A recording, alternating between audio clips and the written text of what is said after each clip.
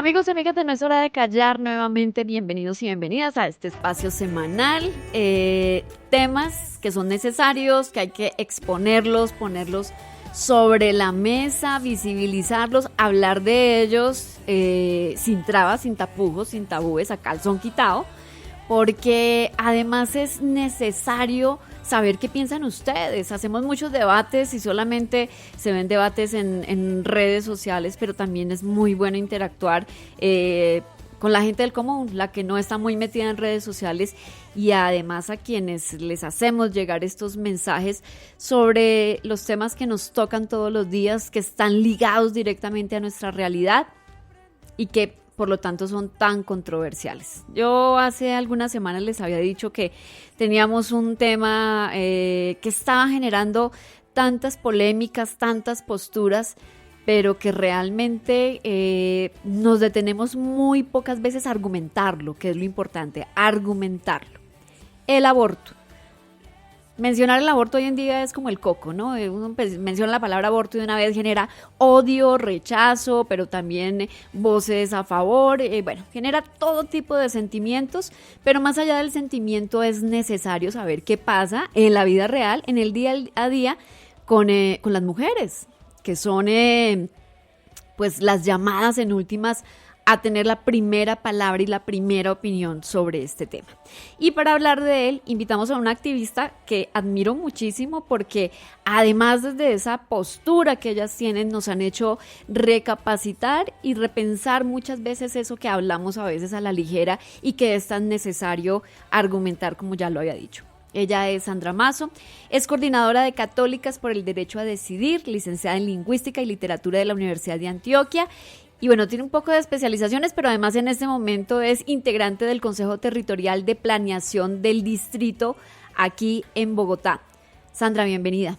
Ginette, muchas gracias y pues muy bueno que hayan puesto este tema tan necesario en un momento como en el que estamos en Colombia.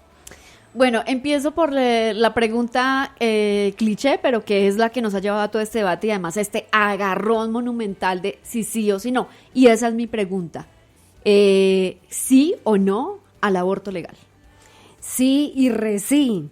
Y es muy importante el aborto legal porque definitivamente es lo que nos permite, primero, que las mujeres no tengan que enfermarse ni morirse por abortos inseguros. O sea, la legalidad lo que permite es garantizar la vida y la salud de las mujeres. Entonces, por eso digo sí y sí, hay que seguir avanzando para que no solo sea legal, sino que se saque del Código Penal. O sea, el aborto no puede estar en el Código Penal. El aborto debe estar como un servicio de salud pública que garantice la vida y la salud de las mujeres. Pero precisamente uno de los sectores que está en contra dice es que eso que usted acaba de mencionar, Sandra, de sacarlo del Código Penal, quedaría como quien va al dentista a sacarse la cordal. Entonces, que abortar es como ir al dentista, por favor, sáqueme esta muela que me incomoda. ¿Cuál es la lectura sobre eso?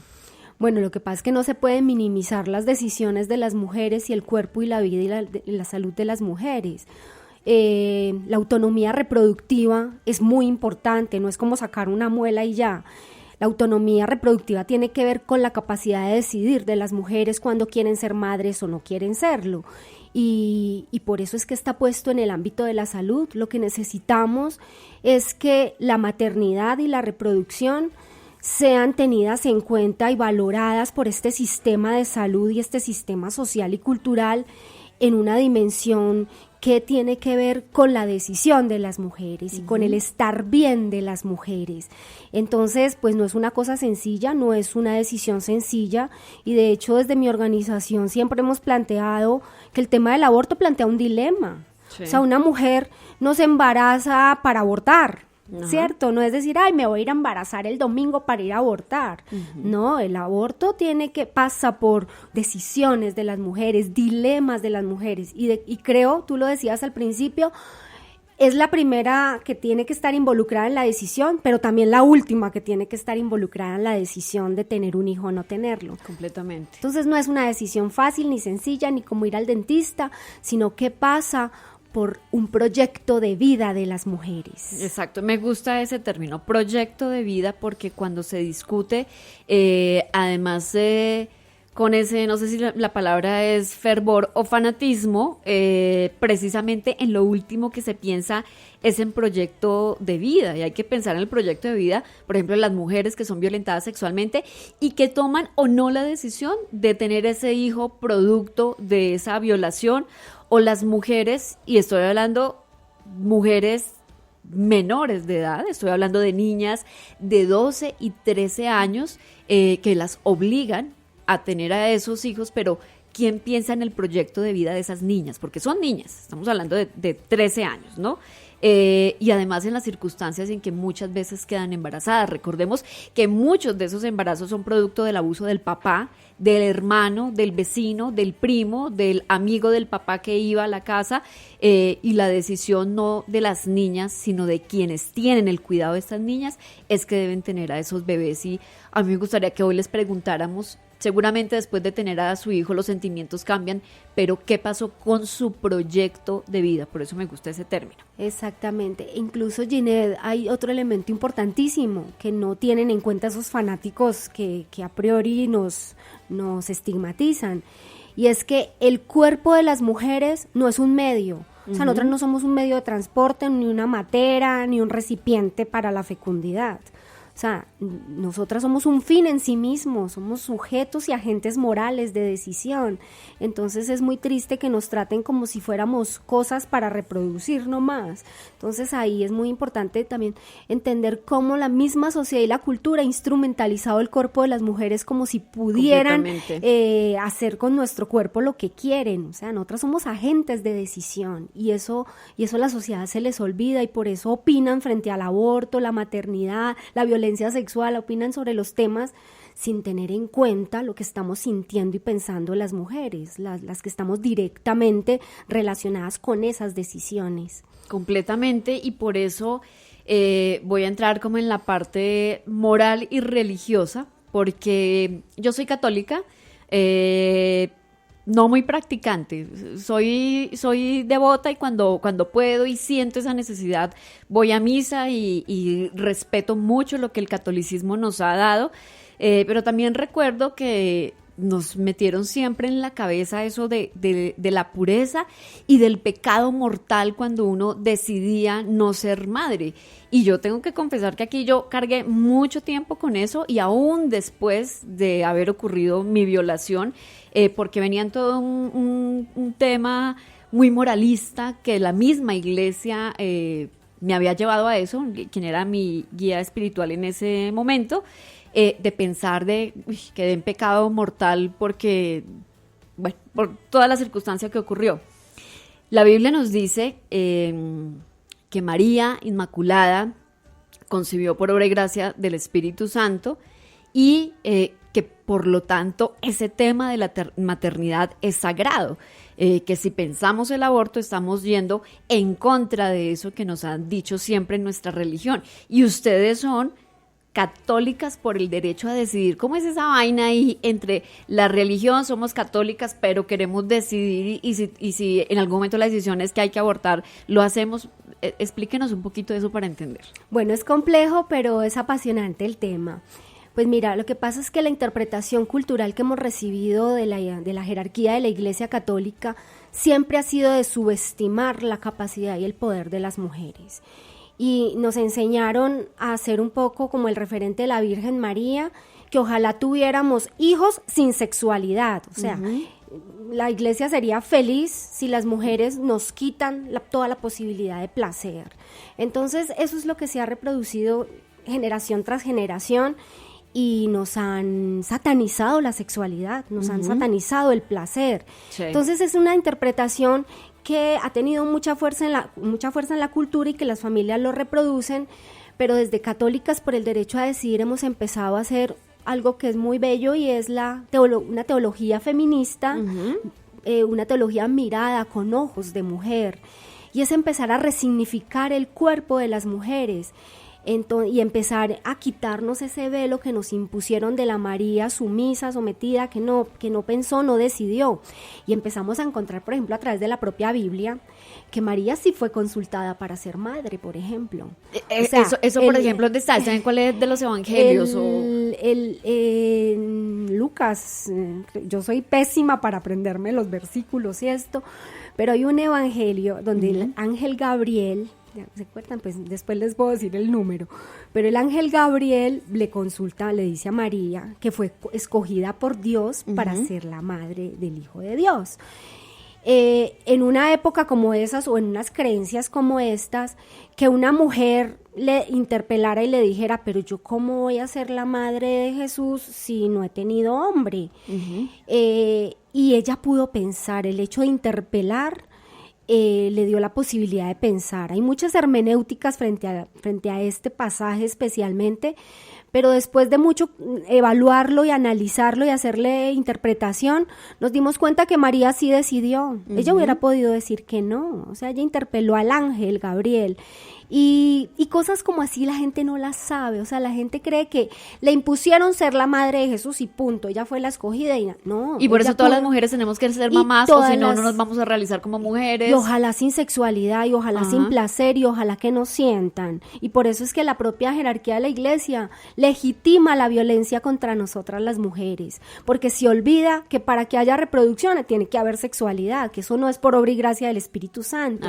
Entonces, hay que hacer una interpretación también distinta y Católicas lo hace. O sea, nosotras hemos empezado a entender que la Biblia no puede ser leída de manera fundamentalista y literal. Eso se escribió en una época determinada y no podemos reproducirla en esta época de la misma manera. De hecho, lo que nos permite la Biblia y la propia doctrina de la Iglesia es reinterpretarla con el devenir de los tiempos y hay que empezar a interpretarla desprovista de tanto machismo y de tanta misoginia que alimenta mucho la propia jerarquía eclesial. El hecho de que haya un papa, ¿por qué no nos preguntamos por qué no puede haber una mama o una papisa? No sé el término. Pero ya además el papa dijo que no podemos tener monaguillas, ¿no? Ya dijo que era imposible. El mismo sacerdocio femenino, o sea, detrás de todo este esquema religioso y esta literalidad hay todo un ejercicio de machismo y de exclusión contra las mujeres en la propia iglesia, sabiendo que somos la mayoría de la feligresía. Entonces, Católicas, lo que hemos hecho es, desde la propia doctrina, los propios documentos eclesiales, empezar a interpretarlos de otra manera, porque es absurdo que nos presenten un Dios castigador todo el tiempo y que nos condena y que nos culpabiliza y que nos enseña el sacrificio. Empezamos a construir un Dios liberador, misericordioso, un Dios que nos haga reconciliar con nuestro propio cuerpo, nuestra propia esencia de ser mujer.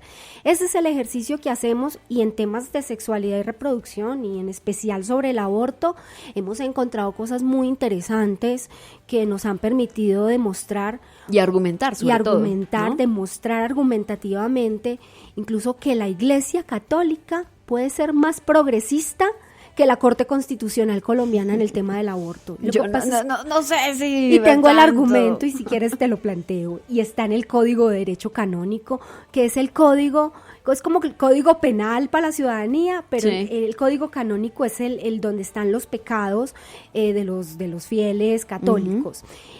Hay dos cánones, que es el 1323 y el 1324, que eximen y atenúan la pena de excomunión por aborto a las mujeres, y reconoce unas causales donde la Iglesia perdona a las mujeres por abortar, y nos ponemos a mirar esos eximentes y esos atenuantes, y trascienden las tres causales de la Corte Constitucional, e incluso nos ponemos a leerlos, y son las razones realmente por las que las mujeres abortan. Es decir, que la Iglesia perdona, exime de la pena a las mujeres que abortan, porque tú te pones, y si quieres te nombro algunos, pero las mujeres abortan por esas cosas. O sea, que estamos planteando que la Iglesia sí perdona y que Dios sí es misericordioso, y que definitivamente la Corte Constitucional colombiana con tres causales se quedó corta para lo que ha planteado la Iglesia Católica. Bueno, pues interesante saber eso y además revisarlo. Sandra, ¿por qué no las han excomulgado todavía? porque no hay razones para excomulgarnos. Nosotras lo que estamos planteando y en lo que estamos, donde disentimos profundamente de la iglesia, está sustentado teológicamente.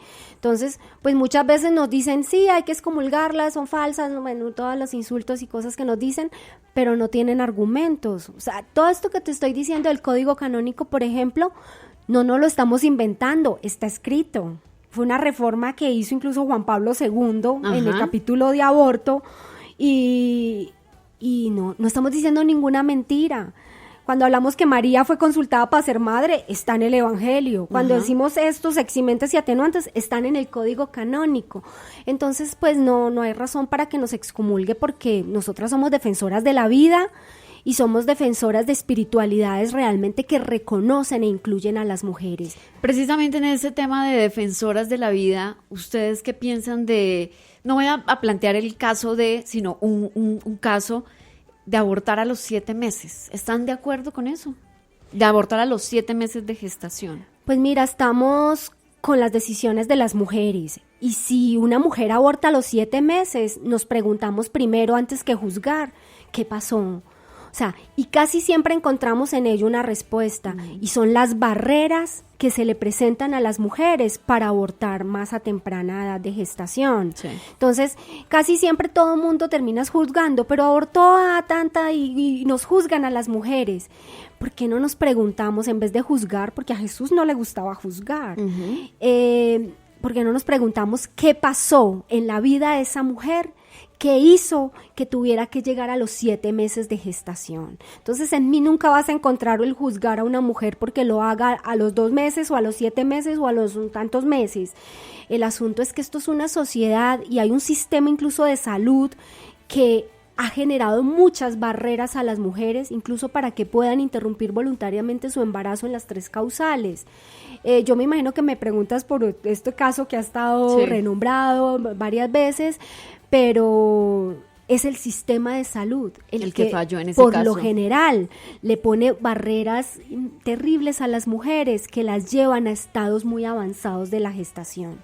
Y yo aprovecho esa pregunta para sentar nuevamente una posición. Yo, Ginés Bedoya, no es hora de callar, y es el por qué hemos acompañado a mujeres que fueron militantes de las FARC y que han denunciado aborto forzado.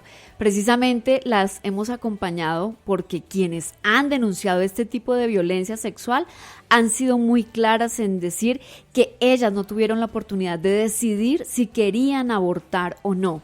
Y todas las denuncias que existen en este momento en la justicia ordinaria son claras en decir que ellas querían tener a sus bebés y aún así en las filas de las FARC las obligaron a abortar, muchas de ellas hasta con 8 meses de gestación. Entonces, lo quiero aclarar porque yo a ellas las seguiré respaldando y no es hora de callar, seguirá denunciando el aborto forzado cometido en las filas de las FARC y por orden de los jefes de las FARC, porque estas mujeres no tuvieron ese derecho a decidir, que es lo que argumentamos, el derecho de la mujer a decidir a ser o no ser madre, y que creo que es lo que genera tanto enfrentamiento y tanta polarización.